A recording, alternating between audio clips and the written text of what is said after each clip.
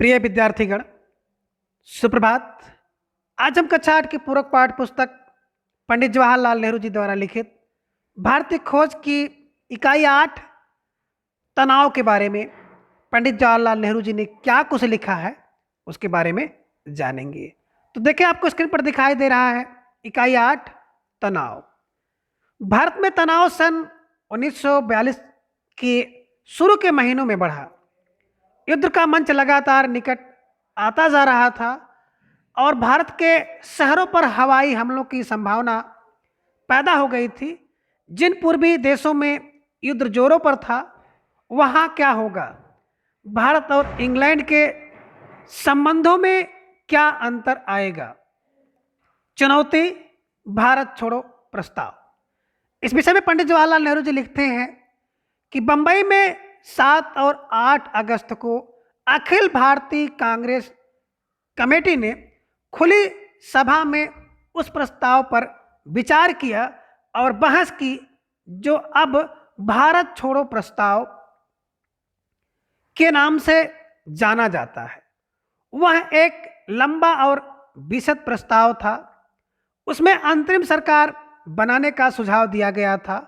ऐसी सरकार जो मिलीजुली हो, जिसमें सभी महत्वपूर्ण वर्गों के लोगों का प्रतिनिधित्व हो और जिसका पहला काम होगा मित्र शक्तियों के सहयोग से भारत की सुरक्षा और अपनी सारी हथियार बंद और अहिंसक शक्तियों के साथ बाहरी हमले को रोकना।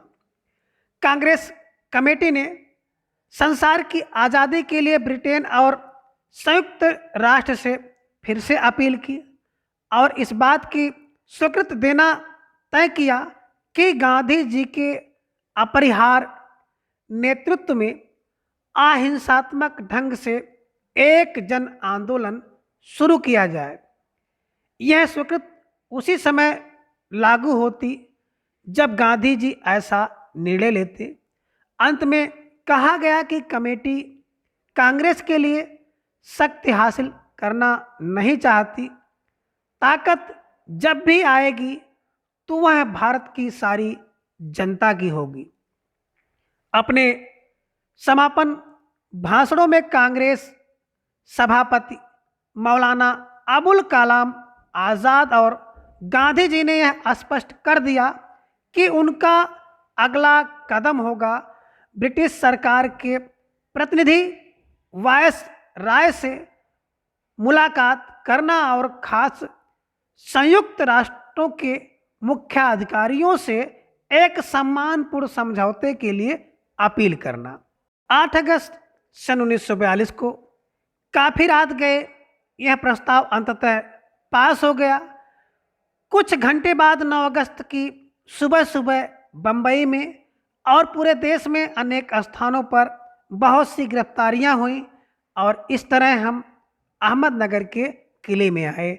इस प्रकार आप देखते हैं कि अंत में पंडित जवाहरलाल नेहरू जी लिखते हैं कि इस प्रकार से 8 अगस्त 1942 को वो अहमदनगर के किले में आते हैं, जहां से उन्होंने यह पुस्तक डिस्कवरी ऑफ इंडिया, जो कि इंग्लिश में लिखी है, उसका हिंदी अनुवाद भारतीय खोज को हम लोग पढ़ रहे हैं।